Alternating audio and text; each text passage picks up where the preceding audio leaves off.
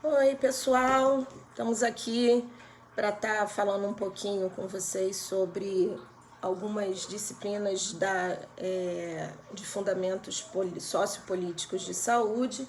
E no dia de hoje nós estaremos conversando, revisando o controle social, que é pautado, embasado na Lei 8.142 de 1990, tá? Faz parte do curso básico, da graduação de enfermagem, e a gente não pretende aqui, com essa conversa, esgotar os nossos entendimentos, tá? Sobre sistema único, sobre qualquer matéria. Lembro também que eu não tenho nenhum conflito de interesses, e essa conversa eu estou fazendo no meu canal, que é aberto, o canal da Ana Tereza, Antefeso, para ajudar as pessoas nesse momento de confinamento, em que as escolas, em que os cursos, eles estão tendo algumas, passando pelo momento pandêmico, tá? Eu relembro que eu utilizo, também não estou ganhando nada da editora, mas eu utilizo essa referência bibliográfica, tá? E dentro do controle social, a gente vai estar conversando com vocês, rememorizando um pouquinho ainda o capítulo 2, tá? Que ele esclarece um pouco sobre o papel das pessoas, e da população nesse processo de implantação, gestão e desenvolvimento do Sistema Único de Saúde, tá? Bem, e aí, assim, dentro das possibilidades, a gente vai se organizando. Eu tenho aqui o material, que vocês já conhecem, tá? Então eu vou estar tentando colocá-lo para que vocês possam acompanhar, porque eu ainda não descobri como é que a gente faz para poder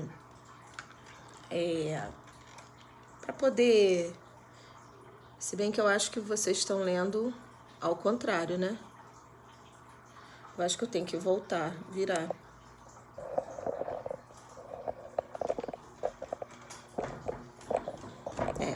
Pronto. Coisinha, às vezes bate, né? Então tá aqui, nós vamos estar acompanhando de uma forma simplista, mas com carinho o nosso trabalho, tá? Bem, o que é importante que o aluno lembre, apesar de eu sempre falo que os números das normas, das leis, das portarias, das instruções normativas, elas não são o principal foco, mas a Lei 8.142 de 1990 é um número que vocês vão precisar se lembrar ao longo da vida de vocês, acadêmica e depois como profissionais de enfermagem, tá? E da saúde. Eu relembro que aprender políticas públicas, conhecer o processo do Sistema Único é fundamental para o enfermeiro, devido aí a necessidade desse futuro profissional ele conseguir compreender as propostas e o propósito do Sistema Único, A gente não está aqui para fazer críticas nenhuma, nem fazer nenhum tipo de juízo de valor, mas é fundamental que o aluno entenda qual é o papel do Sistema Único, que primordialmente é promover a equidade, a universalidade e a integralidade da saúde, ou vamos dizer assim, em todos os direitos relacionados à saúde da população brasileira. Bem, o O controle social é nada mais, nada menos do que todas as práticas, né, onde quem representa o povo e quem é escolhido, né, selecionado para representar de forma sem ser, sob o ponto de vista gerencial, estejam organizados para governar ativos, governar ações. Ou vamos entender de uma forma bem simples, coordenar tudo que diz respeito a ideias e objetivos de saúde e ideias, objetivos e desprendimento de verbas, de financiamento para a saúde, tá?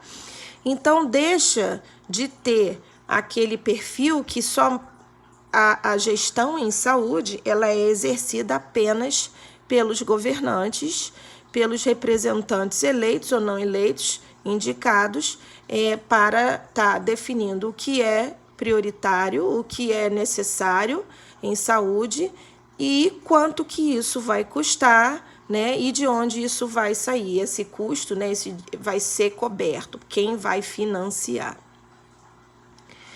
Então, nada mais, nada menos que a capacidade que a sociedade tem de intervir em todas as políticas públicas. E isso não se aplica só na saúde, né? O povo e as suas organizações, sociedades, associações, representantes de classe, eles têm aí os seus papéis nesse equilíbrio da saúde, no caso nosso, para que não haja preferências e interferências individuais, pessoais, ideológicas de cada um.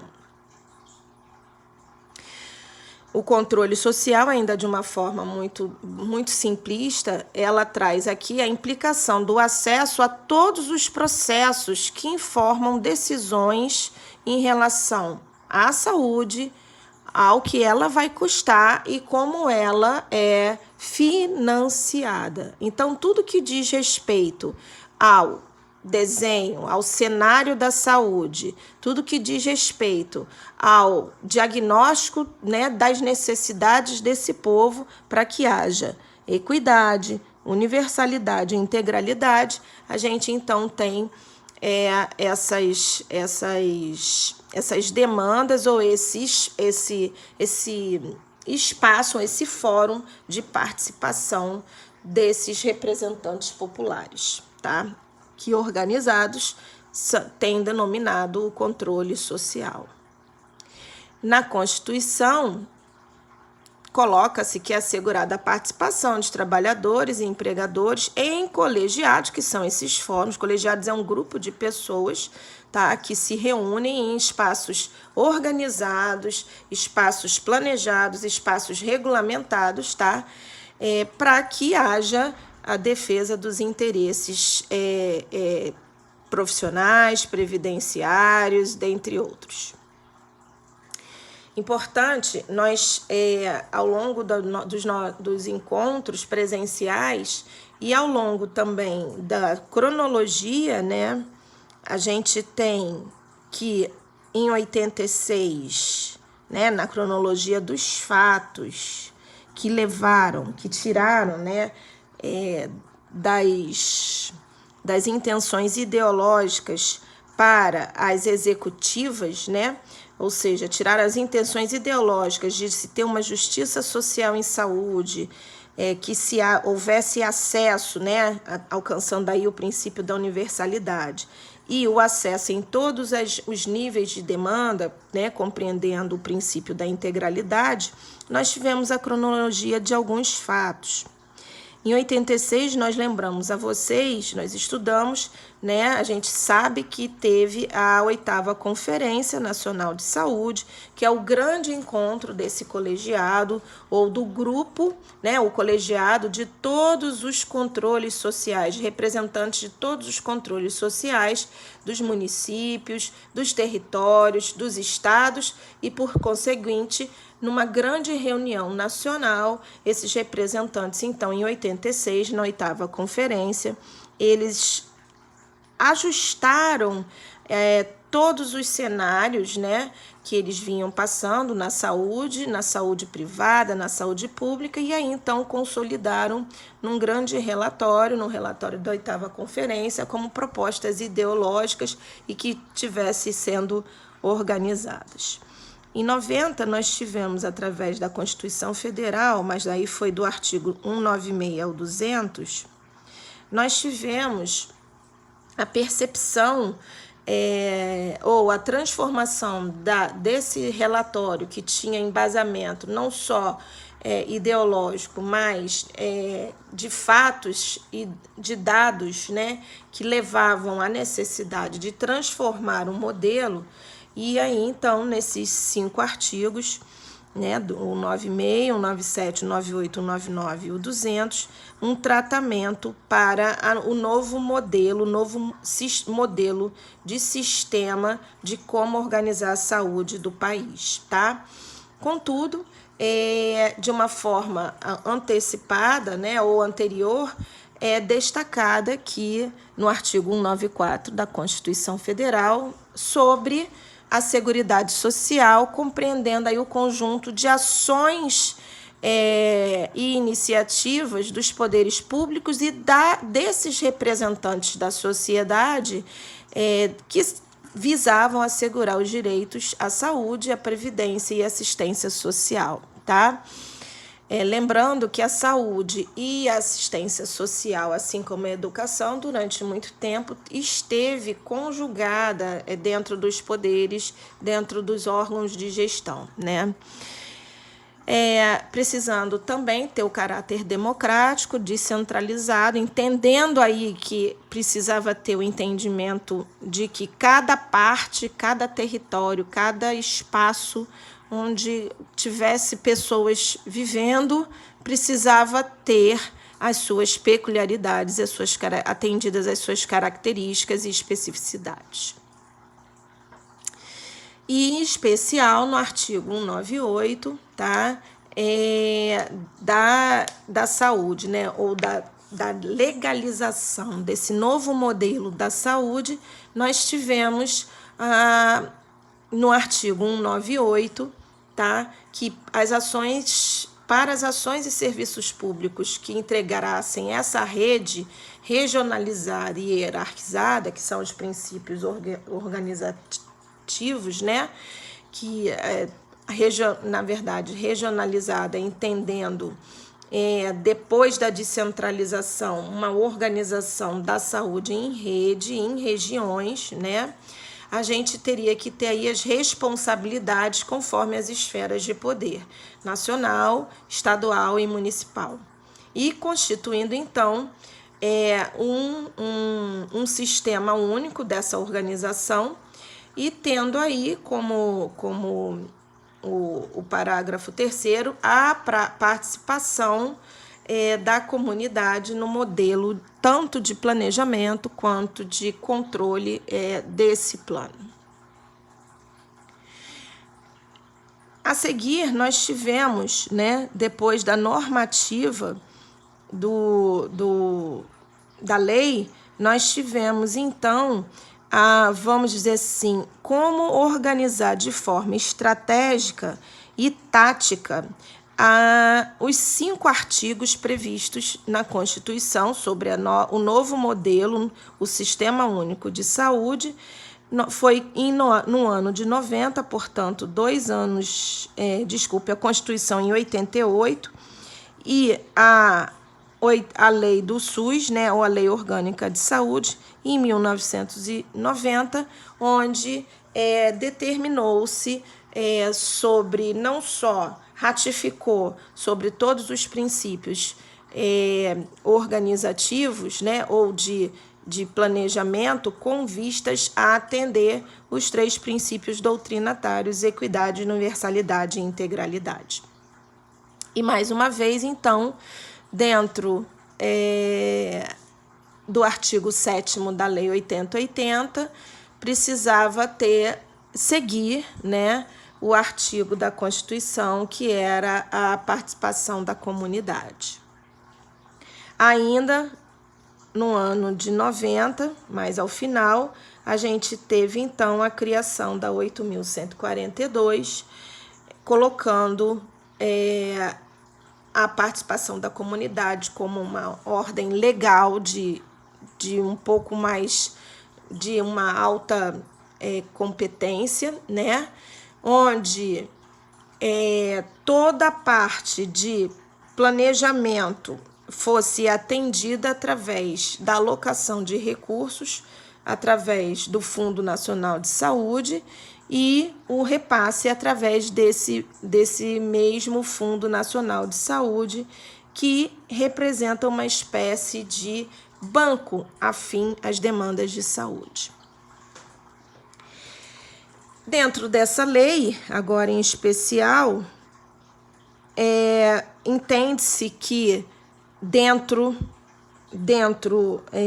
de uma forma constante, a partir dessa determinativa, né, dessa normativa, todos os planos e todos os relatórios e todas as propostas, né, precisavam ser apresentados, né, expostos e debatidos, ou seja, apresentados, negociados e pactuados a cada 4 anos, tá? A nível de conferência, ou seja, desse grande encontro entre representantes do governo, da gestão, representantes da comunidade e representante dos trabalhadores, tá? Nesses grandes encontros que passariam a acontecer agora de forma regular a cada 4 anos, tendo uma especificidade para esses encontros nacionais que previamente fossem organizados os encontros estaduais e sucessivamente os encontros municipais, para que, de forma organizada, a Conferência Nacional de Saúde, de fato, levasse planos, né, planos de saúde, relatórios de gestão e programações, né, ou propostas e novas propostas para os próximos 4 anos, factíveis e dentro desse cenário de saúde e financeiro, ora praticado nos últimos 4 anos. Também ficou claro que o Conselho de Saúde precisava acontecer de forma permanente, tá? Tendo um poder deliberativo. Então, de fato, tirando aí a questão de que só o governador, só o secretário de saúde, só o presidente, só o rei, né, mandasse ou determinasse na saúde pública. Precisava ter, em conjunto com esse representante, né, do governo, que é o secretário de saúde, tá?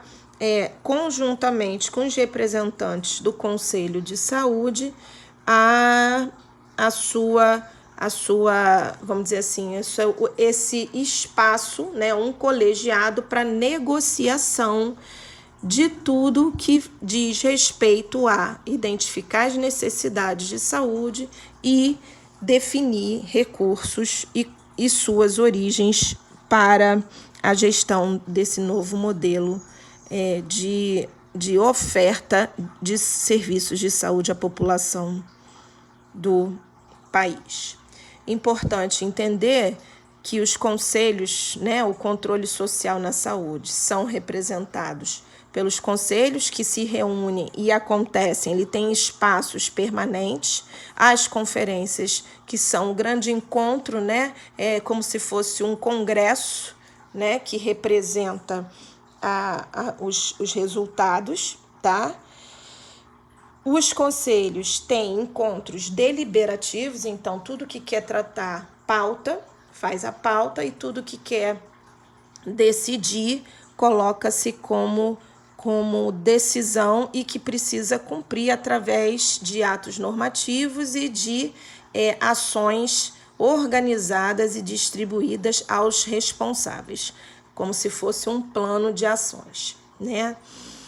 Já as conferências, elas acontecem tanto a nível municipal, estadual e nacional, a cada 4 anos, e são consultivas. É quando se tem os debates, né, a partir dos resultados dos planos, os relatórios de gestão, principalmente no que tange a parte financeira, e as novas propostas, né, diante dos cenários sanitários e epidemiológicos. Para variar, ele tem aí, dentro da hierarquização, ele necessita que tenha o envolvimento das 3 esferas de governo, tá? Os conselhos têm representações com números limitados, né? Senão vira uma assembleia, né? Vira uma conferência, então normalmente tenha 10, 20 membros, e as conferências, na grande maioria das vezes, com muitas participações. Aqui a gente tem uma demonstração e rememorizando os temas das conferências a posteriori, tá? Da 8ª conferência, todas entendendo que precisavam consolidar a descentralização e o poder, ou, na verdade, instrumentalizar os municípios e seus territórios na gestão das suas saúdes, dos seus cenários de saúde, tá? Depois, um segundo modelo de atenção, né? Logo em 96, a 10ª conferência, tratando aí de um modelo novo, apostando na atenção primária como o melhor caminho para esse sistema. A 11ª, trabalhando bem a questão do acesso, entendo como a humanização na atenção à saúde, o foco, né, para o controle, para dar o viés do controle social. A 12ª, como saúde, ainda perpetuando a saúde como direito de todos e dever do Estado, tá? E o que se queria. A 13ª, saúde, mais uma vez, e qualidade de vida, tudo que estava sendo tratado como política de Estado e desenvolvimento. A 14ª, todos usam o SUS na Seguridade Social, fazendo parte aí a distinção, na verdade, o destaque para que o SUS seja um patrimônio do povo brasileiro, um direito de todos. E então a gente tem algumas questões, como, por exemplo, algumas disposições constitucionais transitórias, como na 77, muito o que é tratado sobre o ponto de vista financeiro, que passa a ser um grande mote, né? O grande mote dessa gestão ou desse controle é ter realmente identificado se sarampo é um dos maiores problemas de saúde. E se para tratar o sarampo, aquele valor X destinado a ABC ações é o ideal, né, para se conseguir um controle desse indicador, desse ponto, dessa meta de saúde, tá? Aqui a gente tem uma referência da prática do controle social que eu indico, tá? Dentro ainda do que se fala sobre conselhos, a resolução 333 de 2003, que dá as diretrizes sobre criação dos conselhos, né, reformulação, estruturação e funcionamento. Eles têm uma normativa como funcionar, tá? E aí então a gente tem que é um espaço de lutas entre interesses contraditórios pela diversidade de segmentos.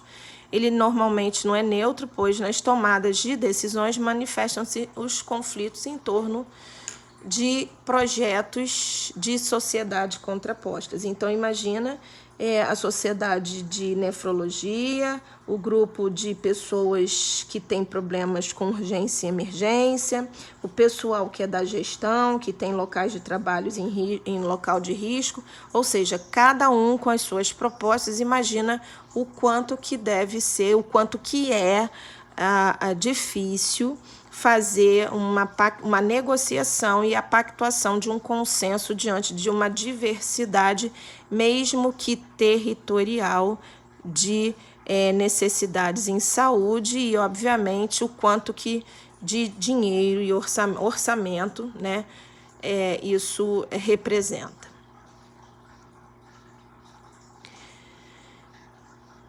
Bem, a gente tem aqui uma particularidade que é importante que vocês saibam, que a composição, né, dos conselhos de saúde, ou seja, aqueles 10 a 20 membros, ela tem uma nomenclatura chamada composição paritária, tá?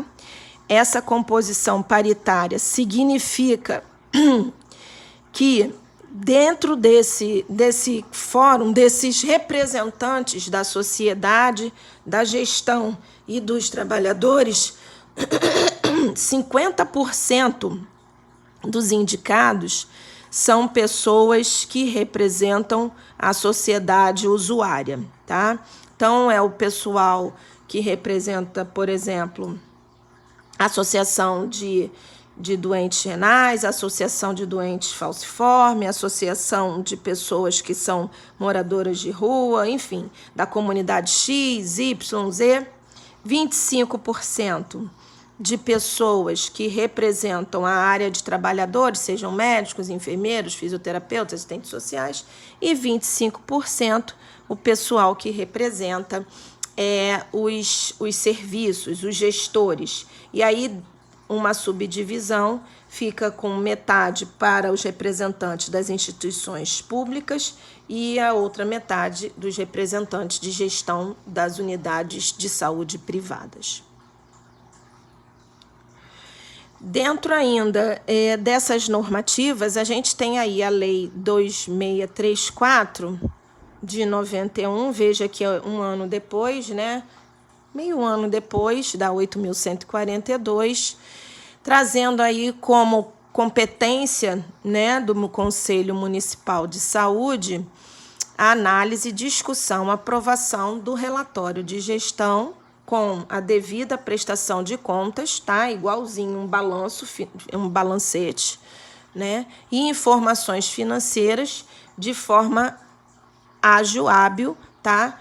Para que os conselheiros consigam fazer o acompanhamento tanto das propostas e do que foi gasto, né? A prestação de contas se bate com o que foi previsto.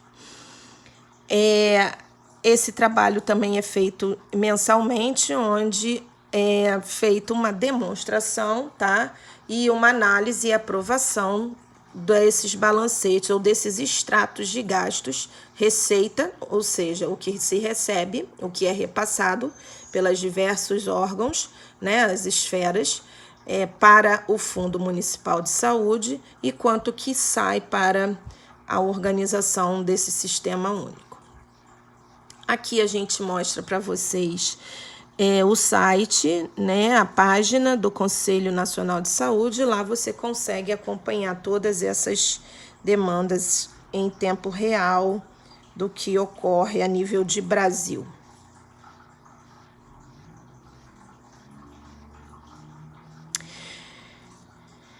Bem, a gente tem aqui o sistema, tá? A necessidade de ter desenvolvido o sistema de informações sobre orçamentos públicos em saúde.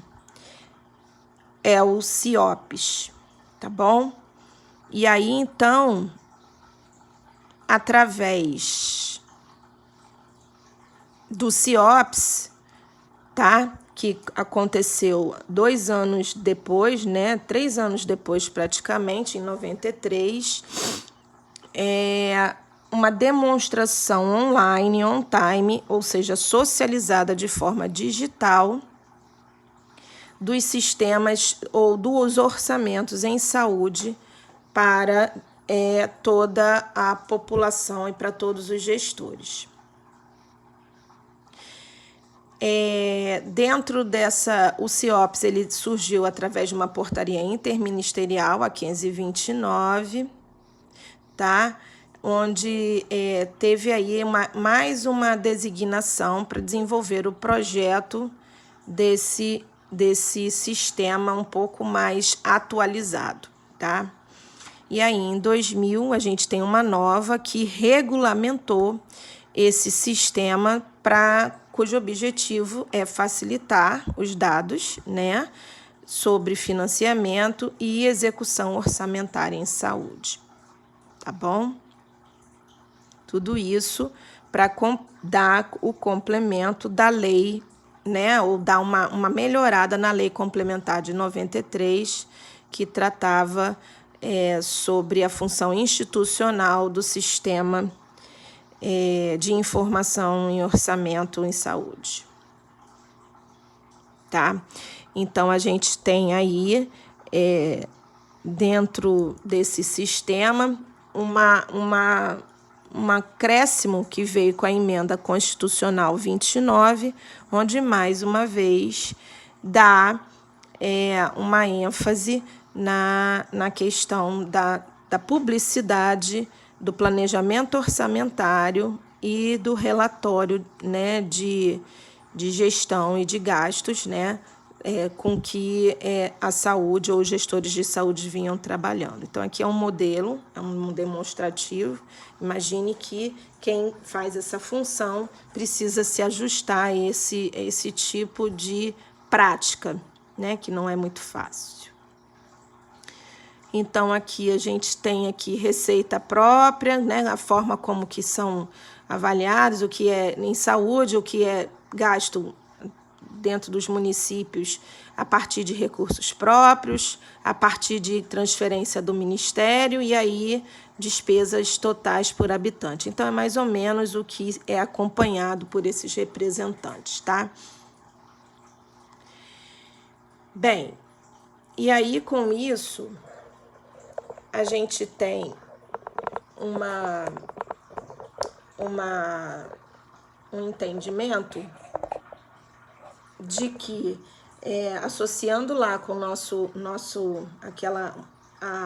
a aula sobre como que acontece os eventos das conferências nacionais, então é importante que vocês saibam que a Lei 8.142, ou a participação dos representantes dos conselhos de saúde, é justamente para poder definir, acompanhar as metas de saúde e as metas e como que são gastos os financiamentos, né? O que é destinado para os governos municipais, estaduais, né, sendo distribuídos pelas 3 esferas, o que diz respeito à saúde e o seu financiamento.